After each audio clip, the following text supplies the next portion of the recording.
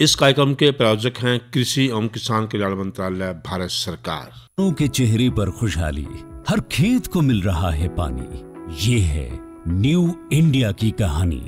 फसलों की भरपूर पैदावार के लिए बीज और खाद के साथ साथ जल एक महत्वपूर्ण कारक है। पानी की बचत न केवल मिट्टी के स्वास्थ्य में सुधार करती है, बल्कि उत्पादकता बढ़ाने और पर्यावरणीय लाभ प्रदान करने में भी मदद करती है। इसके अलावा पानी की उतनी ही मात्रा से लंबे समय तक सिंचाई तथा विस्तारित क्षेत्र में सिंचाई करने में भी मदद मिलती है। इसे ध्यान में रखते हुए माननीय प्रधानमंत्री श्री नरेंद्र मोदी जी के दूरदर्शी नेतृत्व में कृषि एवं किसान कल्याण मंत्रालय ने साल 2015-16 में पर ड्रॉप मोर क्रॉप यानी प्रति बूंद अधिक फसल योजना लागू की थी। सिंचाई में भी साइंटिफिक और टेक्नोलॉजिकल अप्रोच लगातार उसमें सुधार हो रहा है, उसको अपनाया जा रहा है। पर ड्रॉप मोर क्रॉप इस मंत्र की भावना पर काम करते हुए माइक्रो इरिगेशन पर फोकस किया गया। ड्रीप या स्प्रिंकलर इरिगेशन को प्रमोट किया गया। सूक्ष्म सिंचाई के माध्यम से उपलब्ध जल संसाधनों के उपयोग को इष्टतम किया जा रहा है। इसका उपयोग सटीक सिंचाई और बेहतर ऑन फार्म जल प्रबंधन प्रथाओं को बढ़ावा देने के लिए भी किया जा रहा है। सूक्ष्म सिंचाई का ये तरीका भंडारित जल के संरक्षण और प्रबंधन में भी मददगार है। सूक्ष्म सिंचाई को दो तरीकों से अपनाया जाता है। पहला, ड्रिप इरिगेशन। इस तकनीक में पानी को पौधों की जड़ों पर बूंद बूंद करके पहुंचाया जाता है। इस कार्य के लिए पाइप, नलियां तथा एमीटर का नेटवर्क लगाना पड़ता है। इसे टपक सिंचाई या बूंद बूंद सिंचाई भी कहते हैं। दूसरा तरीका है स्प्रिंकलर इरिगेशन। इस तकनीक में दबाव के तहत पानी का छिड़काव किया जाता है और बारिश के रूप में पाइपों के नेटवर्क से जुड़े नोजल सेट के माध्यम से पौधों पर बरसाया जाता है। योजना के मूल्यांकन से पता चला है कि माइक्रो इरिगेशन से जल उपयोग दक्षता में लगभग 30 से 70% तक सुधार हुआ है। विभिन्न फसलों की उत्पादकता में 9 से 60% तक की वृद्धि हुई है तथा गुणवत्ता भी बढ़ी है। किसानों की आय में 10 से 69% तक की बढ़ोतरी हुई है। पंपिंग में विद्युत ऊर्जा और डीजल की बचत हो रही है। साथ ही इससे ग्रामीण क्षेत्र में रोजगार के अवसर भी उत्पन्न होते हैं। पर ड्रॉप मोर क्रॉप यानी प्रति बूंद अधिक फसल के तहत ड्रिप और स्प्रिंकलर सिस्टम के लिए सरकार छोटे और सीमांत किसानों को 55% और अन्य किसानों के लिए 45% की सहायता प्रदान करती है। इसके अलावा कुछ राज्य सूक्ष्म सिंचाई को प्रोत्साहित करने के लिए किसानों को अतिरिक्त सब्सिडी भी प्रदान करती है। इसे लगाने के लिए एक लाभार्थी को अधिकतम 5 हेक्टेयर क्षेत्र में सूक्ष्म सिंचाई हेतु सहायता मिलती है। 2015-16 से अब तक प्रति बूंद अधिक फसल यानी पीडीएमसी योजना के माध्यम से सूक्ष्म सिंचाई के तहत लगभग 78 लाख हेक्टेयर क्षेत्र को कवर किया गया है, जो कि पीडीएमसी से पूर्व 8 वर्षों में कवर किए गए क्षेत्र से लगभग 81% अधिक है। इसके अलावा सूक्ष्म सिंचाई के कवरेज के विस्तार के लिए राज्यों को संसाधन जुटाने और किसानों को सूक्ष्म सिंचाई प्रणाली स्थापित करने में मदद के लिए साल 2017-18 के केंद्रीय बजट में नाबार्ड के साथ मिलकर 5,000 करोड़ रुपए की सूक्ष्म सिंचाई कोष यानी MIF बनाया गया है। पर ड्रॉप मोर क्रॉप योजना का लाभ पाने हेतु अपने नजदीकी कृषि एवं उद्यान विकास के कार्यालय से संपर्क करें। माननीय प्रधानमंत्री श्री नरेंद्र मोदी जी के मार्गदर्शन में देश का किसान अब आत्मनिर्भर होकर खुशहाली की ओर अग्रसर है। देश अब संकल्प से सिद्धि की ओर बढ़ चला है।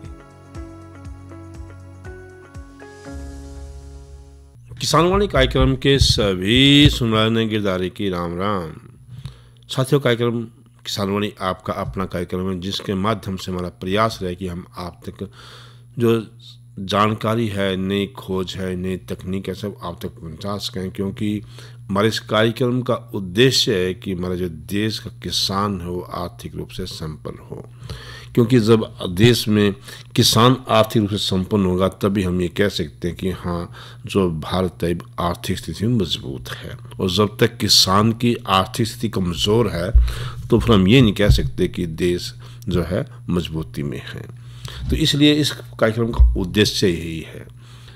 तो बात किसान की बात चल रही है, तो किसान जो है कि मोटे अनाज को लेकर भी जो एक बारी पीछे हट गया था, और किसान भी और जो लोग हैं वो भी खान से पीछे हट गए थे। तो मोटे अनाज ने एक बार फिर अपना स्थान जो है प्राप्त किया। सरकार ने भी जो है 2023 को मोटा अनाज वर्ष घोषित किया है। तो मोटे अनाज लगाने के फायदे बहुत हैं, अच्छी कीमत भी मिले और बिक्री भी अच्छी है उनकी। वहीं मोटे अनाज में बहुत से पौष्टिक मूल्य भी हैं। तो आज आपने बता दें कि जो मोटे अनाज है उनका पौष्टिक मूल्य क्या है, और यह बातचीत कर रहे हैं विनोद कुमार जो हमारे साथी हैं, और बातचीत में हिस्सा ले रहे हैं डॉक्टर जो है ललिता रानी जो जिला विस्तार विशेषज्ञ हैं कृषि विज्ञान केंद्र कुरुक्षेत्र के अंदर। मोटे अनाजों का पौष्टिक मूल्य, इस विषय पे जानकारी लेने के लिए आज हमने स्टूडियो में आमंत्रित किया है डॉक्टर ललिता रानी जी को। आप जिला विस्तार विशेषज्ञ हैं कृषि विज्ञान केंद्र कुरुक्षेत्र में। मैम, आपका कार्यक्रम में स्वागत है। धन्यवाद।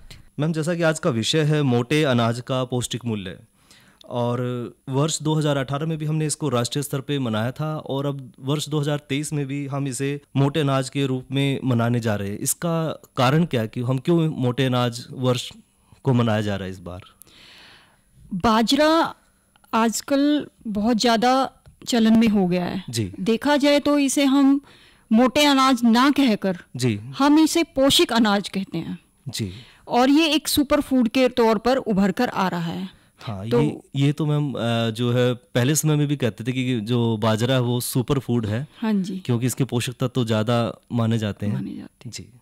तो अगर बात करें कि हम इस वर्ष पूरे के पूरे हम इंटरनेशनल मिलेट्स ईयर के रूप में मना रहे हैं। क्यों मना रहे हैं? क्योंकि सरकार ने देखा कि पहले इसको 2018 में राष्ट्रीय पोषण स्तर के रूप में मनाया गया जी। और उसी में हमें पता चला कि हमारे जो मोटे अनाज हैं उनका कितना महत्व है। ऐतिहासिक तौर पर भी देखा जाए तो सिंधु घाटी सभ्यता में ही हमें ऐसे प्रमाण मिले हैं जहां पर हम मोटे अनाजों का उपयोग करते थे, और किस तरीके से जो वो लोग हैं अपने आप को स्वस्थ रखते थे। उस टाइम व्यावसायिक खेती नहीं की जाती थी, ये तो चलन में हरित क्रांति के दौरान ही आया।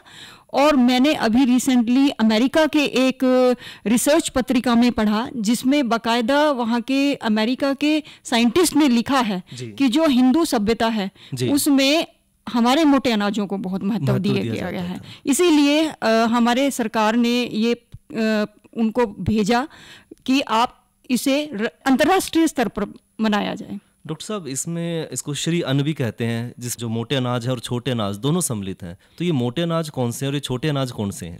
इसमें जो मोटे अनाज हैं, देखो तो हमारे यहाँ हरियाणा में अगर बात की जाए तो बाजरा और ज्वार जो है मोटे अनाज हैं जी। और अगर हम छोटे अनाजों की बात की जाए तो ये दक्षिण भारत में मूल रूप से प्रयोग में किए जाते हैं जी।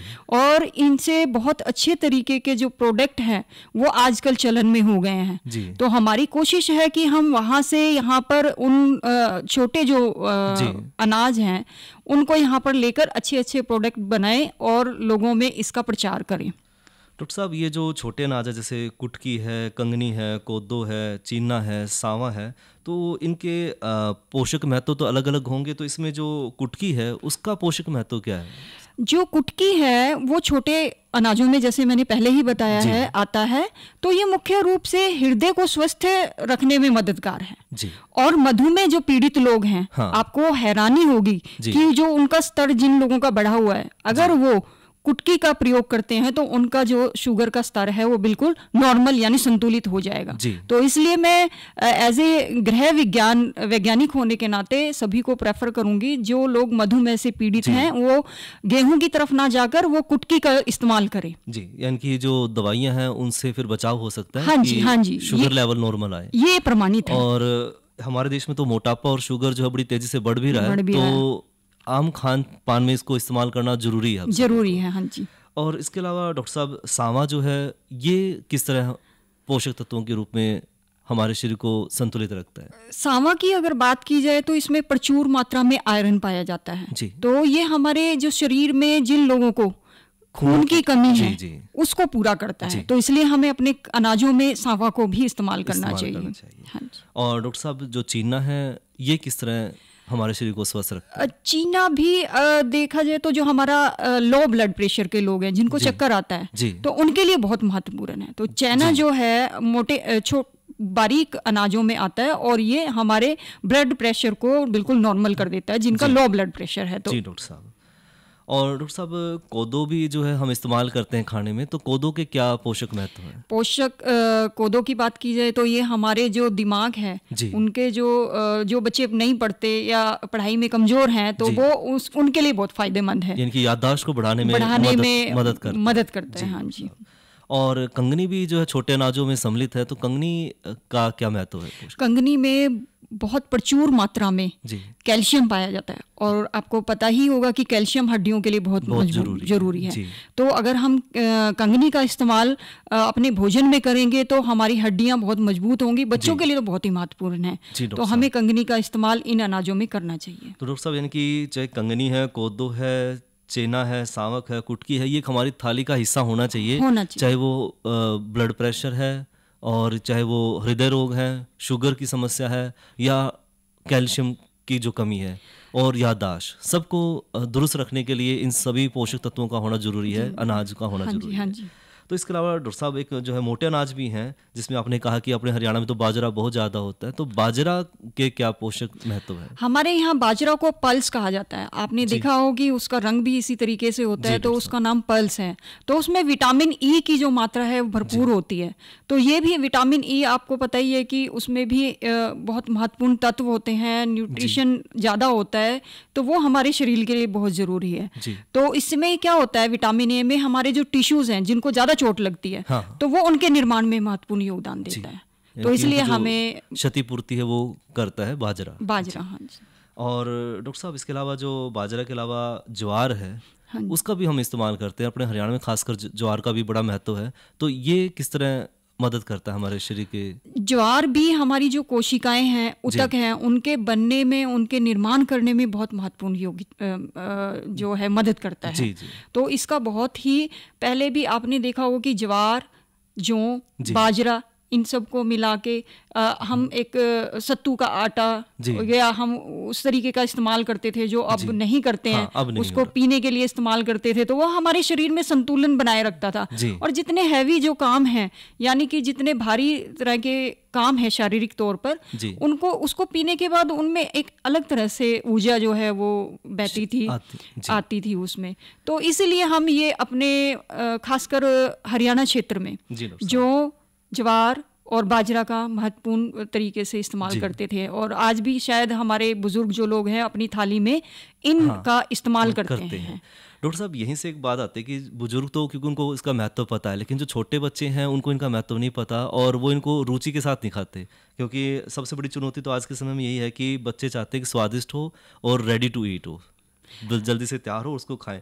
तो ये जो समस्या है, इसको फिर किस तरह जो है गृहिणी महिलाएं हैं वो किस तरह इसका सामना करें? इसके लिए भी जो हमारे गृह वैज्ञानिक हैं वो महत्वपूर्ण भूमिका निभा रहे हैं।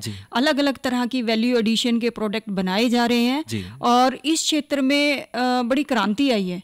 बच्चों के लिए विभिन्न प्रकार के केक, कप केक्स, और इसके अलावा आपके कुकीज और राइस, आजकल राइस, ग्रीन राइस बहुत चलते हैं, वो भी आने लगे हैं इस्तेमाल में। पफ्स आपने देखा होगा बाजार में उपलब्ध हैं, तो उनसे भी वो न्यूट्रिशन वैल्यू ले सकते हैं। तो हमें ऐसा नहीं है कि बच्चों को लगातार देना है, हमें धीरे धीरे इसकी आदत डालनी पड़ेगी, ताकि वो इसके स्वाद को चख सकें और अपने भोजन में इस्तेमाल कर सकें। जी डॉक्टर साहब।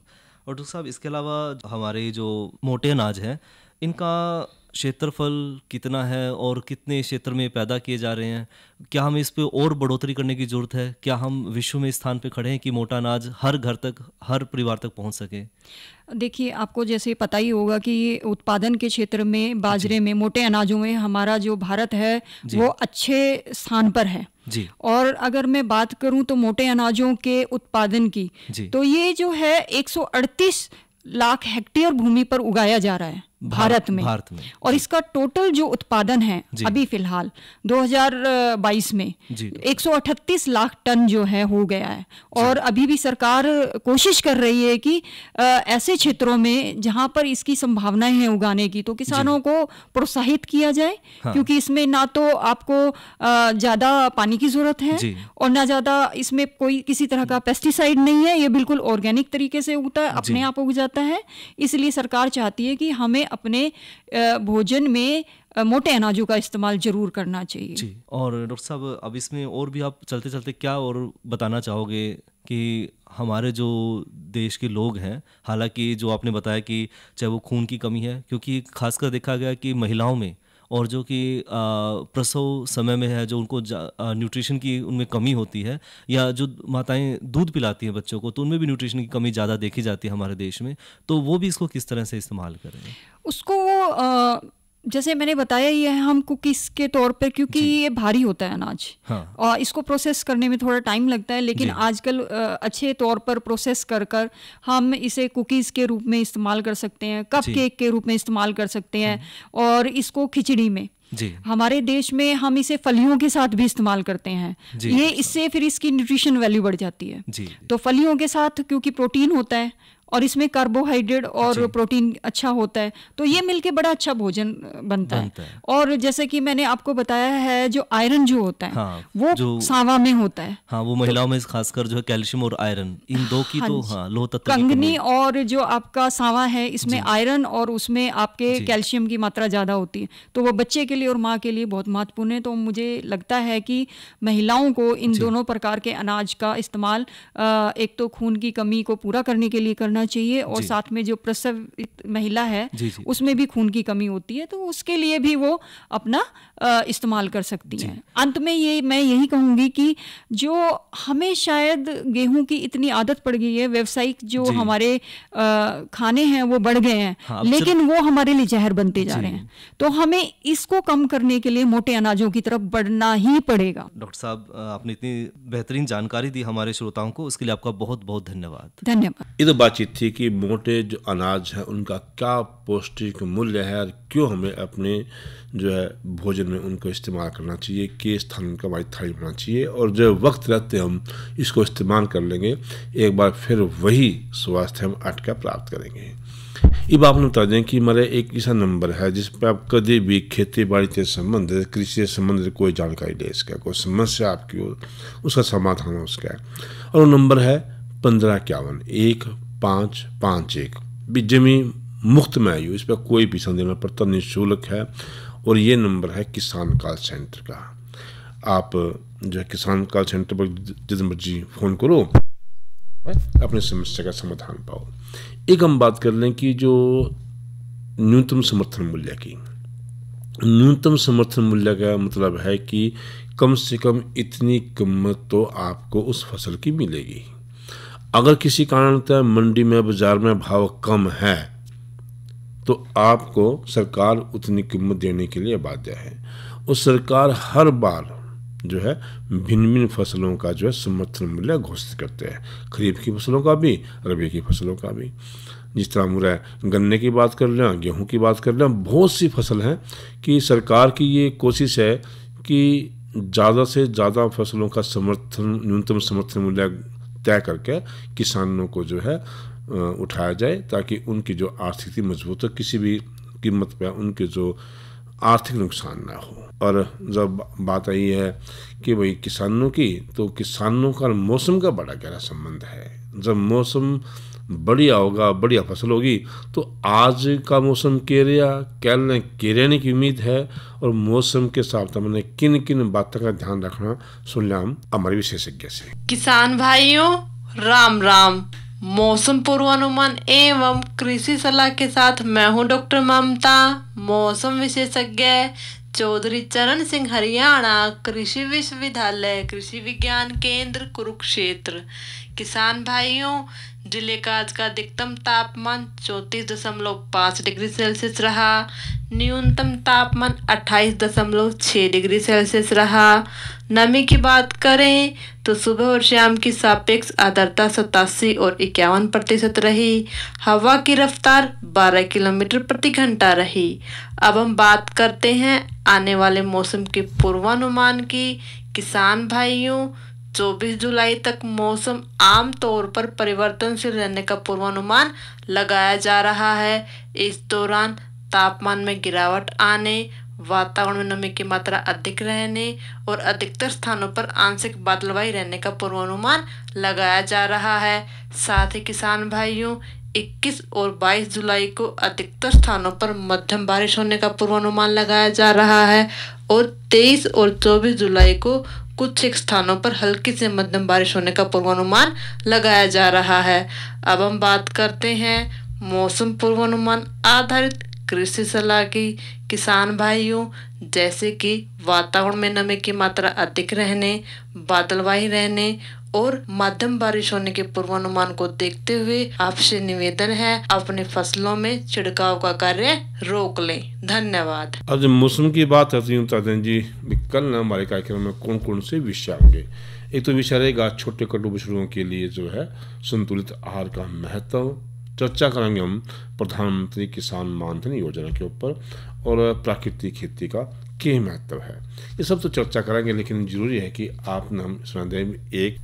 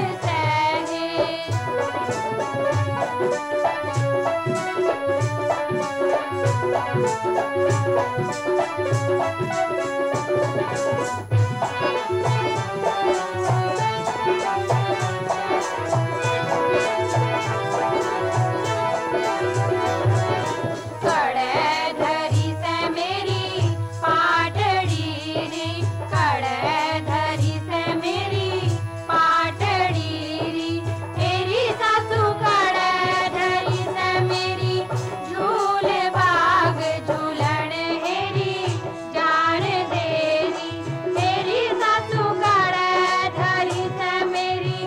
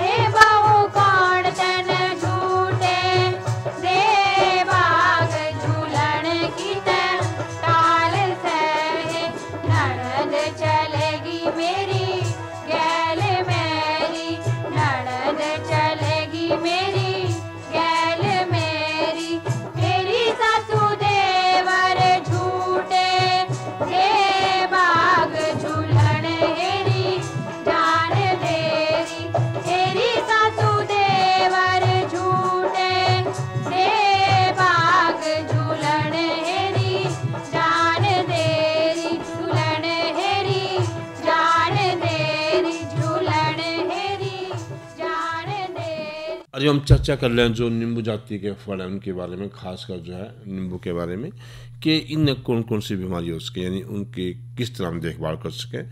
तो नींबू में जो एक तो है नींबू का पत्ती का चितकबरापन, ये रोग हो सके। ये रोग है पेड़ के जस्ते की कमी कारण होगा। इस रोग तक पत्तियों की जो है टहनी के बीच में, सिराओं के बीच में कब आगे पीला पड़ जाएगा और पत्ते के बाद में पीले होकर सूख जाएंगे, यानी एक दिन पत्ते में गिर जाएंगे।